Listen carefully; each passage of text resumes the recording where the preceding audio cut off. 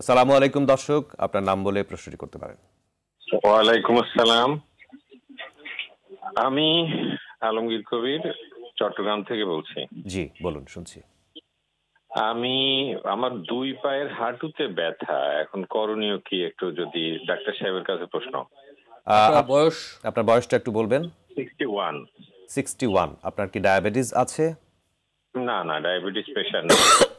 আপনি কোনো ঔষধ নিয়মিত খাচ্ছেন বা চিকিৎসা করাচ্ছেন? না, ওষুধ খাচ্ছি না। আমি এমনি এক্সারসাইজ, মানে আগে ফিজিওথেরাপি নিয়েছি, ওই অনুযায়ী এক্সারসাইজ করছি। আর খাবার দাবার যেগুলো মানে একটু নিয়ম মেনে খেতে বলেছেন, সে ডাক্তার দেখিয়েছি। আপনার ওজনটা একটু বলবেন প্লিজ? ওজন 73 কেজি। ওনার প্রবলেমটির কথা উনি উল্লেখ করেছেন, উনি বেশ কিছুদিন চিকিৎসা নিচ্ছেন। তারপরেও এই ধরনের ব্যথা যাদের ক্ষেত্রে রয়েছে তাদের ক্ষেত্রে আপনার পরামর্শ কি, এই বিষয়ে একটু বিস্তারিত বলবেন। যে ভাই প্রশ্ন করেছিলেন উনি সহ এই ধরনের সমস্যায় বহু মানুষ বাংলাদেশে কিন্তু ভুগছেন। জি। তো তাদের উদ্দেশ্যে আমি বলতে চাই সেটা হচ্ছে যে প্রথমে আসলে আমাদেরকে দেখতে হবে পরীক্ষা করে এবং এক্সরে করে যে ওনার এই যে হাঁটু ব্যথা, সেই হাঁটু ব্যথার কারণটা কি। ওনার যে বয়স, সেই বয়সে সাধারণত আমরা ধরে নেই এটা ডিজেনারেটিভ অস্টিওআর্থ্রাইটিস, অর্থাৎ বয়সজনিত কারণে জয়েন্টের যে ওয়্যার অ্যান্ড টিয়ার হয়, ক্ষয় হয়, কার্টিলেজগুলো যে ক্ষয় হয়, সেটার জন্যই ওনার এই ব্যথা। এখন পরীক্ষা এবং এক্সরে করলে আমরা বুঝতে পারবো যে এই অস্টিওআর্থ্রাইটিসটা কোন গ্রেডে আছে। 0, 1, 2, 3, 4 এই 5টা গ্রেড আছে অস্টিওআর্থ্রাইটিসের। তো 0 এবং 1-এ আমরা বলি ব্যায়াম, ঔষধ, ভালো হয়ে যাবেন ইনশাল্লাহ। 2, 3 এই দুইটা জায়গায় আমরা বলি যে আপনি এক্সারসাইজ করেন, ওষুধ খান এবং কিছু লাইফস্টাইল মডিফিকেশন, যদি ওজন বেশি থাকে সেটা কমায় ফেলেন, এরকম। তাতে করে দেখা যায় যে রোগীটা ভালো থাকে।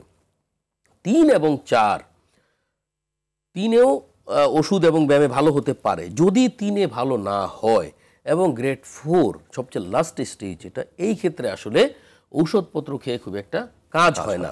সেই ক্ষেত্রেই আমাদের দরকার এই জয়েন্ট রিপ্লেসমেন্ট সার্জারি, নি জয়েন্ট রিপ্লেসমেন্ট। তো নি জয়েন্ট যখন আমরা গ্রেড 4-এ যখন চলে আসব, তখন আসলে ঔষধপত্র খেয়ে খুব একটা উন্নতি তার হবে না।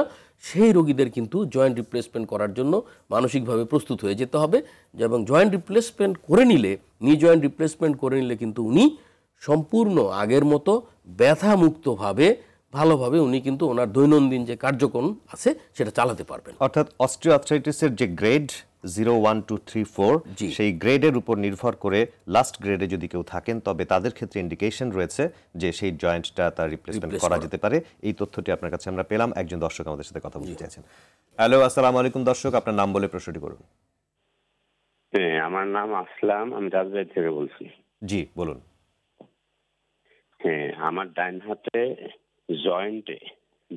জয়েন্টে ব্যথা আছে কয়েক বছর। আমি ইনজেকশন নিছি, ওষুধ খাচ্ছি। তারপরেও আমার ডাক্তার বলছিলেন যে আপনি এটা 1 মাস খান, তারপর আবার 2 মাস দিয়েছে, তারপরে 2 মাস শেষ হয়ে গেছে, কিন্তু আজকে অনেক ব্যথা।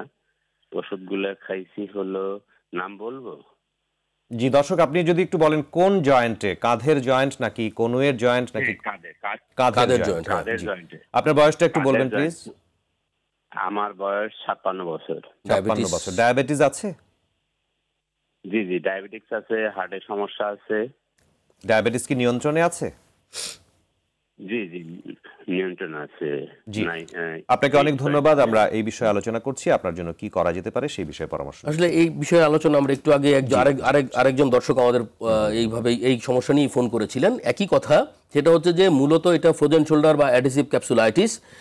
ওনার ডায়াবেটিস নিয়ন্ত্রণে রাখতে হবে এবং ওনাকে ব্যায়াম করতে হবে। জিগোরাস এক্সারসাইজ যদি কেউ করেন তাহলে এটা থেকে উনি মুক্ত হয়ে যাবেন ইনশাল্লাহ। আমার মূল এমফেসিসই থাকবে যে আপনি নিয়মিত শোল্ডার জয়েন্টের জন্য কিছু স্পেসিফিক ব্যায়াম আছে, আপনি সেই ব্যায়ামগুলো যদি ঠিক মতো করেন, আমার ধারণা ওনার এটা উন্নতি হয়ে যাবে ইনশাল্লাহ। আর তারপরেও যদি না হয়, যেটা আমি এর আগেও বলেছিলাম, যে ওনাকে অপারেশন থিয়েটারে নিয়ে অ্যানেস্থেশিয়া দিয়ে ঘুম পাড়িয়ে ওনার জয়েন্টটাকে চালু করে দিতে হবে। মানে এটাকে আমরা বলি মোবিলাইজেশন আন্ডার অ্যানেস্থেশিয়া। ওনাকে ঘুম পাড়িয়ে জয়েন্টটাকে মোবিলাইজ বা ঘুরিয়ে দিতে হবে। তারপরে যেই ওনার যে বড় ধরনের যে ব্যথাটা ছিল সেটা চলে যাবে এবং উনি তখন যদি নিয়মিত এক্সারসাইজ করেন, ব্যায়াম করেন, আমার মনে হয় এটা ঠিক হয়ে যাবে। জি, ওনার উত্তরটি নিশ্চয়ই উনি পেয়ে গেছেন। আমরা নি জয়েন্ট রিপ্লেসমেন্ট সম্পর্কে কিছুক্ষণ আগে শুনেছিলাম যে কোন ক্ষেত্রে এটি করা প্রয়োজন।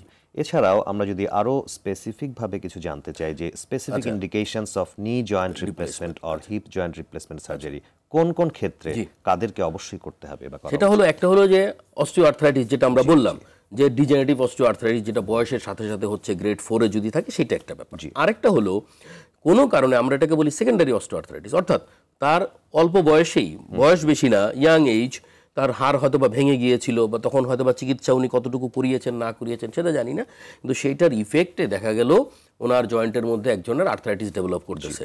হ্যাঁ, জয়েন্টের শেপ ঠিক নাই, কারণ হতে পারে, তখনও আমাদের কিন্তু জয়েন্ট রিপ্লেসমেন্ট করতে হতে পারে। আরেকটা খুব ইম্পর্টেন্ট, সেটা হলো বাত, ইনফ্লামেটরি আর্থ্রাইটিস বা রিউমাটয়েড আর্থ্রাইটিস। এই ধরনের আর্থ্রাইটিসের ক্ষেত্রে এটা তো ইয়াং বয়সেও হতে পারে, যে কোনো বয়সেই হতে পারে। তো এই রিউমাটয়েড আর্থ্রাইটিসের ক্ষেত্রে দেখা যায় জয়েন্টের ডিফর্মিটি হয়, জয়েন্টের কার্টিলেজ কিন্তু এই রিউমাটয়েড আর্থ্রাইটিসেও নষ্ট হয়ে যায়।